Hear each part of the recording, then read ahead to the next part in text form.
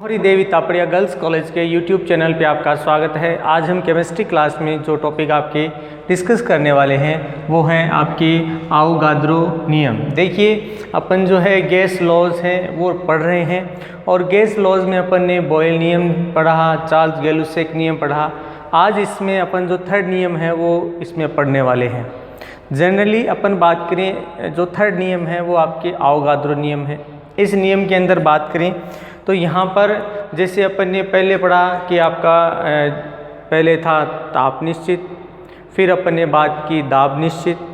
आज अपन जो पढ़ने वाले हैं उसमें देखिए दोनों ही क्या होंगे, निश्चित होंगे, और फिर उसका आयतन मतलब यहाँ पर दाब और ताप दोनों ही क्या होंगे, निश्चित होंगे, और फिर किसी आयतन के लिए उसमें पूछे जाएंगी, उसमें आपके जो उसमें उपस्थित जो गैसों के मोल के आपके मॉलिक्यूल कह दें या गैसों की मोलों की संख्या कह दें, उसका एक्सप्लेनेशन आपके इसमें देखने को मिलता है।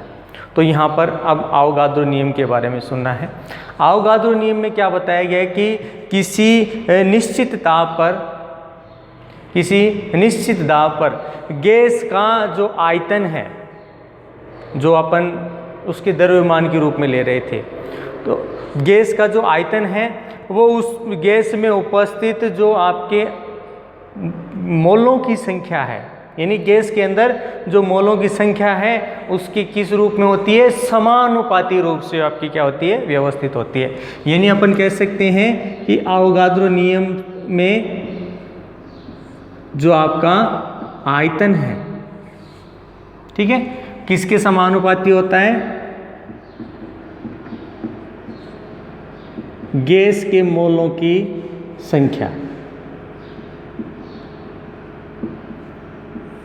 क्या होगी आपकी, और ये आपका होगा आयतन। यहां पर अपन ने निश्चित किसको किया है, ताप और आपका दाब, कि निश्चित ताप और दाब पर आपका जो गैसों का आयतन कह दें या गैसों का द्रव्यमान है वो गैसों में उपस्थित मोलों की संख्या के समानुपाती होता है, V समानुपाती N। अब देखिए V समानुपाती N है तो इसको अपन इस तरह से भी तो लिख सकते हैं, V equals to K dot N।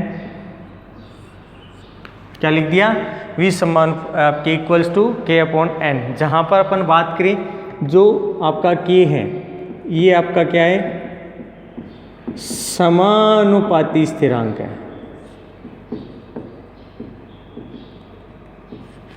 ये क्या है आपका, एक समानुपाती स्थिरांक है जो क्या है, सामान्यतः दाब और ताप पर क्या करता है, निर्भर करता है। ये किस पर निर्भर करेगा, आपके ताप व दाब पर आपके क्या है, निर्भर है। साथ में बात करें और इसको अपन इस तरह से भी लिख सकते हैं, V upon equals to K। इस मान को अपन इस तरह से भी लिख सकते हैं। तो यहाँ पर जो अपन बात करें कि अपन यहाँ पर किसके लिए बात की, अपन ने मोलों की संख्या, तो यहाँ पर मोलों की संख्या है, इसको अपन इस तरह से भी लिख सकते हैं, N equals to M upon W। क्या लिख सकते हैं, उल्टा लिख दिया ये हो सकता है। जहाँ तक बात करें जो W है वो गैस का ग्राम में मात्रा है, गैस की क्या है, ग्राम में मात्रा है, और जो M है वो गैस का अणुभार है, और ये आपकी क्या है, गैस में मोलों की संख्या। तो अपन क्या कर सकते हैं, इस आधार पर अपन ये चीज़ एक्सप्लेन कर सकते हैं। तो यहाँ पर बात करें कि यहाँ तक तो चीज़ ठीक है कि अपन ने एक्सप्लेन करके इसको थोड़ा हल कर दिया। इसके बाद देखिए बाद में क्या बताया गया है कि अगर आपका ताप और दाब समान हो तो यहाँ पर दो गैसों के लिए, जैसे दो गैस है कोई A और B, तो उसके लिए उपयुक्त आपकी बात करें तो यहाँ पर अपन जो आयतन है तो क्या लिख सकते हैं, जैसे A के लिए लिख रहे हैं A equals to K N A। किसके लिए? इसके लिए। या फिर दो गैसों के लिए बात करें अपन, ये चीज अपन किसके लिए कह रहे हैं? दो गैस ए और बी के लिए। तो V अब वाला मान कौन सा हो जाएगा? VB equals to K dot NB। क्या लिख सकते हैं? ये आपका इस तरह से लिख सकते हैं।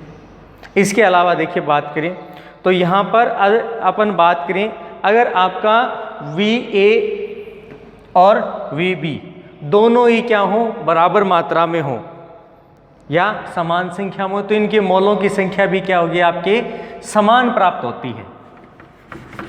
देखिए क्या बताया ये कि यदि अपन क्या कहें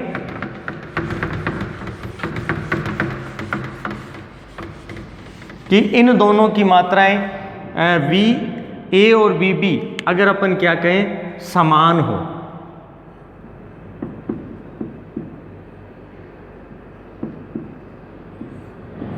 ठीक है, तो इनके जो मोलों की संख्या है ना वो भी क्या होगी? समान होगी। ठीक है, तो अपन मोलों की संख्या समान बात करें तो यहाँ पर क्या लिख सकते हैं? Na equals to NB। क्या लिख सकते हैं? तो यहाँ पर Na इक्वल्स टू NB हो जाता है। ध्यान रखना है कि यहाँ पर इन दोनों के लिए देखिए अपने सिंबल तो अलग अलग लिए हैं, लेकिन अपन ने दोनों के लिए मात्राएं क्या बताई है? समान बताई है। तो यहाँ पर जो मोलों की संख्या है आपके Na और Nb ये भी क्या हो जाएंगी? इक्वल हो जाती हैं। अर्थात अपन कह सकते हैं कि समान ताप व दाब पर सभी गैसों के आयतन के लिए जो मोलों की संख्या है या उनमें उपस्थित अणुओं की जो संख्या है वो भी क्या होती है? समान होती है। कि भाई यहाँ पर अपन समान ताप और दाब पर क्या देख रहे हैं कि गैसों में उपस्थित जो मोलों की संख्या है वो भी क्या इसके समान होगी? ये आपके अणुओं के समानुपाती रूप से देखने को मिलेगी कि यहाँ पर इन मोलों की संख्या भी क्या है? जो आपकी अलग अलग गैस है उसमें आपकी ताप और दाब पर जो गैसों की अणुओं की संख्या, आपके गैसों की जो अणुओं की गैसों के आयतन है वो क्या है? मोलों की संख्या के समानुपाती रूप से देखने को मिलेगा। ठीक है, ये आपका एक्सप्लेनेशन दिया था अवोगाद्रो नियम। अब देखिए अपन बात करें कि यहाँ तक तो ठीक है कि भाई अपन ने दोनों को बराबर करके ये इस तरह से एक्सप्लेन कर दिया। तो यहाँ पर देखिए क्या बताया गया कि अवोगाद्रो है वो आपके लगभग सभी प्रकार के यानी ठोस, द्रव और गैस तीनों के लिए ये नियम क्या है? समान रूप से आपके लागू होता है। मतलब यहाँ पर सब के लिए गैसों का, अपन गैस के लिए खासकर बात करें, पहले तो बता दें कि ठोस, द्रव और गैस तीनों के लिए एक जैसा है, लेकिन अगर सिर्फ और सिर्फ गैसों के लिए बात करें तो यहाँ पर मानक ताप और दाब पर अपन इस चीज़ को देखेंगे, क्योंकि अपन ने क्या किया है कि ताप और दाब को स्थिर माना है कि ताप और दाब जब स्थिर होंगे तो उसके आधार पर अपन क्या कर सकते हैं? इनका एक्सप्लेनेशन दे सकते हैं। तो यहाँ पर अपन बात करें, अगर यहाँ पर अपन गैसों का जो अपन बात करें उपस्थित अणुओं की संख्या को लें तो यहाँ पर अपन अगर 1 मोल के लिए बात करें कि आपके 1 मोल अणुओं की संख्या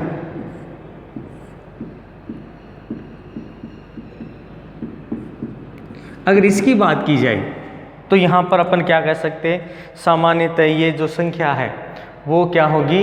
इसके समान प्राप्त होती है। किसके? ताप व दाब की, क्योंकि अपन ने क्या माना है? इनको स्थिर माना है। तो यहाँ पर ये जो संख्या है 1 मोल अणुओं की संख्या ये कहलाती है आपके अवोगाद्रो संख्या के नाम से जानी जाती है।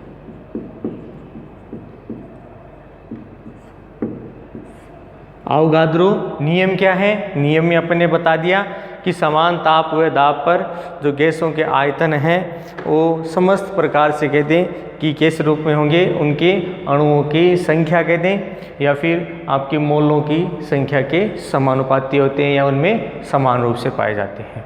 और इनमें 1 मोल अणुओं की संख्या के बराबर क्या है? आपके समान ताप और दाब पर ये चीज़ देखने को मिलती है। ये जो 1 मोल अणुओं की संख्या है वो अवोगाद्रो संख्या कहलाती है। सामान्यतः बात की जाए जो अवोगाद्रो संख्या है इसको कैपिटल N है, इसके द्वारा क्या किया जाता है, रिप्रेजेंट किया जाता है। यानी यहाँ पर अवोगाद्रो संख्या है उसको अपन ने किसके द्वारा एक्सप्लेन कर दिया, N के द्वारा। अब देखिए आपके अगर एग्ज़ाम में अगर सवाल आता है तो ज़्यादातर जो छोटा क्वेश्चन है उसके रूप में अगर ये सवाल आएगा तो वहाँ पर जो आपका सवाल है वो क्या पूछा जाएगा कि किसी भी 1 मोल गैस अणुओं की संख्या किसे कहते हैं, एक तो यह लिखा हुआ, या फिर अवोगाद्रो संख्या किसे कहते हैं इसका मान लिखिए। तो यहाँ पर अवोगाद्रो संख्या का एक्सप्लेनेशन कर दिया कि स्थिर दाब पर जो आपकी गैसों के आयतन में अणुओं की संख्या, जो उपस्थित अणुओं की संख्या है वो क्या कहलाती है, आपके अवोगाद्रो संख्या कहलाती है। सामान्यतः इसको कैपिटल N से लिखा जाता है और इसका मान जो है 6.023 × 10⁻23 अणु प्रति मोल होता है। और आपके मेन एग्जाम में ज़्यादातर यही सवाल आपके पूछा जाता है, अवोगाद्रो संख्या का मान लिखिए। अब देखिए बात करें तो अवोगाद्रो जो संख्या का निर्धारण है, एक तो रेडियो एक्टिव विधि द्वारा, विद्युत अपघटन द्वारा और एक्स रे जो आपकी विधि है उसके द्वारा क्या किया जाता है, आपके अवोगाद्रो संख्या का निर्धारण किया जाता है। किसके द्वारा, एक तो आपका रेडियो एक्टिव विधि जिसमें अपन ने कार्बन 12 आपके दे रखी है, जिसमें भी ये जो आपके कार्बन 12 है ये किस रूप में लिखिए 0.01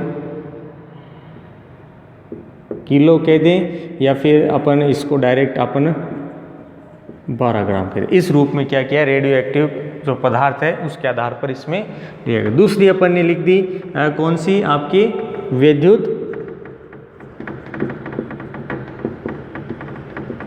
अपघटन, और तीसरी लिखिए आपके एक्स किरण विधि द्वारा। तो इस तरह से अपन क्या कर सकते हैं। अब देखिए ये चीज़ अपन ने एक्सप्लेन करी। अब इसमें अवोगाद्रो नियम है उसको अपन दूसरे तरीके से भी क्या कर सकते हैं, एक्सप्लेन कर सकते हैं। क्या बताया गया है कि विभिन्न गैसों को यदि किसी अणुओं की समान संख्या में हो, क्या बताए कि विभिन्न गैसों के ये अणु यदि क्या हो समान मात्रा में हो तो जो अणुओं की जो आपके आकृति और उनका आकार है वो कुछ भी हो, सभी क्या है ताप व दाब पर समान मात्रा में आपके क्या होंगे, प्राप्त होंगे। और बात करें तो किसी गैस के 1 मोल आयतन में उतना ही होगा जितना कि आपके समान ताप व दाब की परिस्थितियों में अन्य किसी गैस के 1 मोल के आयतन के बराबर होगा। यहाँ पर देखिए चीज़ क्या बताइए कि किसी गैस का 1 मोल जो आयतन है वो उतना ही होगा जितना कि आपके स्थिर ताप व दाब पर दाब की जो परिस्थितियाँ हैं उनमें किसी 1 मोल के लिए या किसी अन्य एक गैस के लिए लिया गया 1 मोल हो तो उसके बराबर मतलब यहाँ पर अपन कितना ही कुछ कर दें, यहाँ पर अगर ताप दाब स्थिर रहा है तो आयतन की जो मात्रा है वो अणुओं की मात्रा के लगभग 1 मोल के बराबर आपको इसमें देखने को मिलती है। और ये आपके डियर स्टूडेंट कहलाता है अवोगाद्रो नियम। अवोगाद्रो नियम में आपको खास कर यहाँ पर जो मोस्ट इम्पोर्टेंट है वो एक तो अवोगाद्रो संख्या किसे कहते हैं, दूसरी चीज़ अवोगाद्रो संख्या है इसका मान।